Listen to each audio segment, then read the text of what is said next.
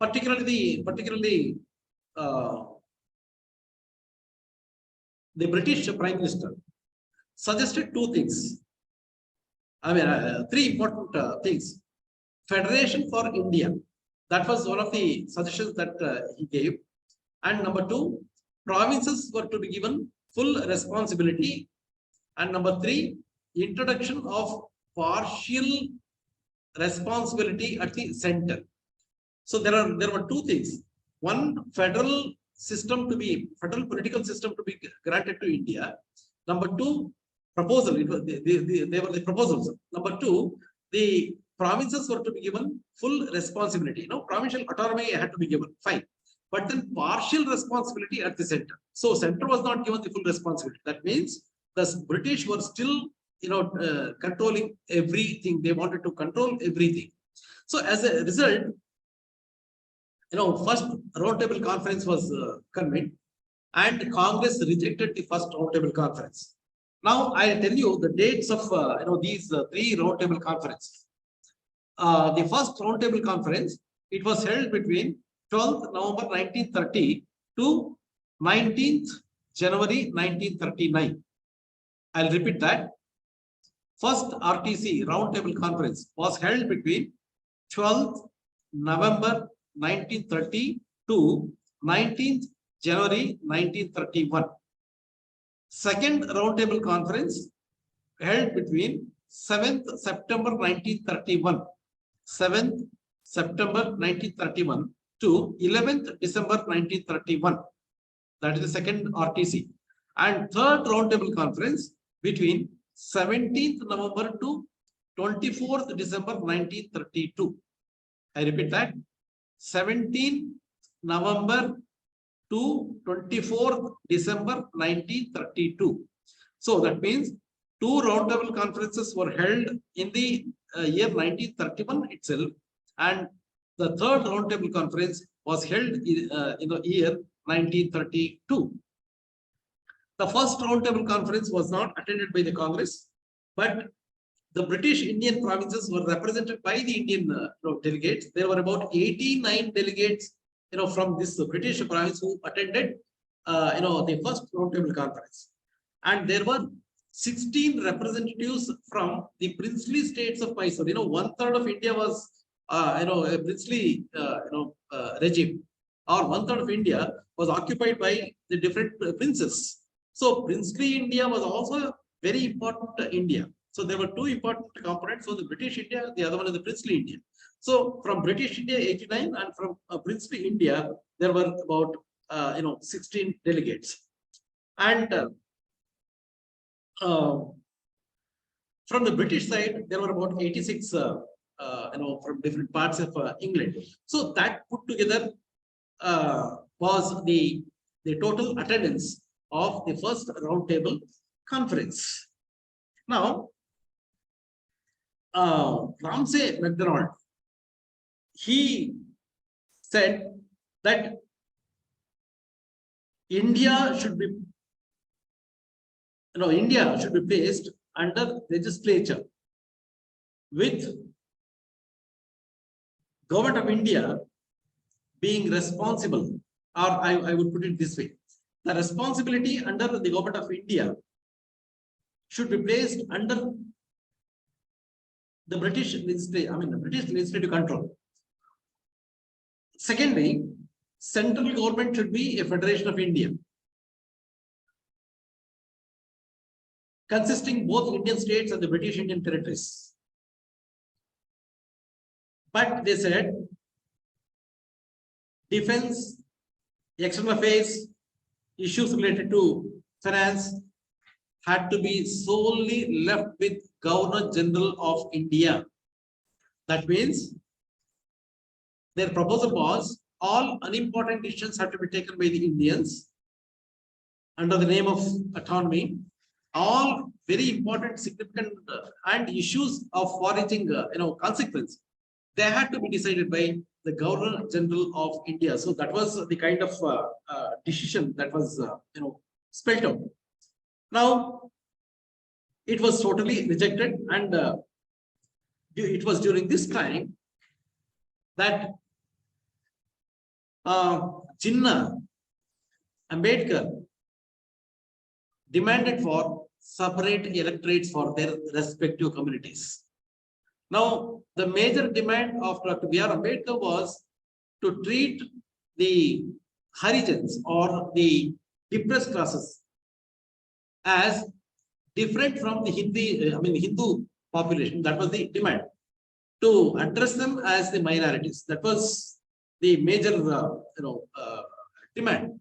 But then the people or the delegates who were, representing the Hindu majority, they said no, they were not agreeable for the separate electorates. They, in fact, would demand for joint electorate, which I explained you earlier. The meaning of separate electorate and joint electorate, or communal electorate and joint electorate. So therefore, one of the very significant points of the first roundtable conference was that Ambedkar, Jinnah, they demanded for separate electorates, and Hindu,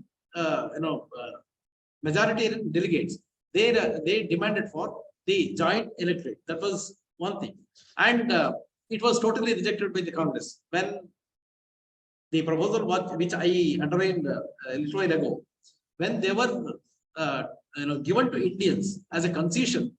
Congress totally rejected it, and most of the parties they rejected that. Now, the second roundtable conference was a very, very important and a significant one. Now, this was held between 7th September 1931 to 11th December 1931, which is a very, very significant thing.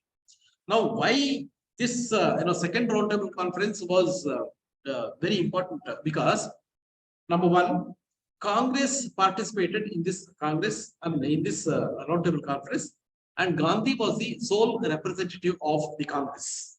So that is one very important thing that you need to understand.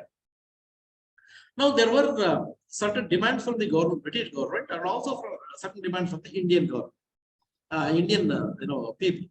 What was the demand from the British government? The British government said that civil disobedience movement had to be immediately stopped, and Indians should come forward for more accepting constitutional reforms.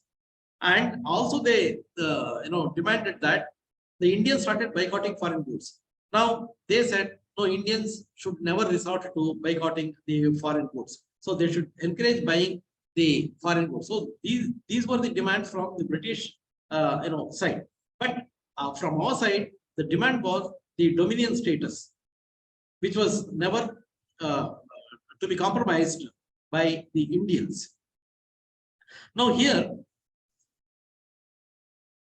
the British were trying to play a game. Ramsay MacDonald, the British Prime Minister, he announced a scheme of constitutional things, conceding separate electorate for the depressed classes or scheduled castes and scheduled tribes, as demanded by Dr. B.R. Ambedkar. Gandhi was totally opposed to it. And that award, or whatever the order that was issued by the British government, was called as the Communal Award. Look at the word itself, Communal Award. They are conceding the fact that it's a communal representation. Gandhi was opposed to it. Gandhi immediately resorted to fasting. Fasting was one of the major tools that Gandhi employed all through his life. But during this time, his health was not all that good. Before this, he had come down to Nandi Hills here. He stayed in Karnataka. He stayed in Nandi Hills for about 4 months, solely to take rest, because he was suffering from many complications, health issues. Now they were all worried because this resorting to fasting by Gandhi, because Gandhi was a most uncompromising kind of a person. So he resorted to fasting. Madan Mohan Malviya and many others, they persuaded Dr. B.R. Ambedkar, M.C. Raja, and other important leaders from the Dalit community to come to a negotiating table.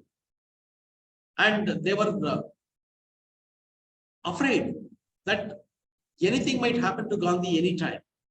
And that might, trigger, you know, a different level or different scale of violence in India, which they were not confident to face. So therefore, all out efforts were made to bring Ambedkar and Gandhi to negotiating table, and that resulted in the signing of the Pune Pact. Signing of the Pune Pact, which is a very significant, development as far as the second roundtable conference was concerned. This Pune Pact was signed on 26th September 1932. So now I just conclude. So the issue is that these first two roundtable conferences, the first Congress did not attend, the second attended. Even the third roundtable conference, which was conducted between 17th November 24th December 1932, was not attended by the Congress. So third roundtable conference was meant only to discuss the decisions that were taken earlier. That's all. Nothing beyond that, you would have any significance attributed to the third roundtable conference.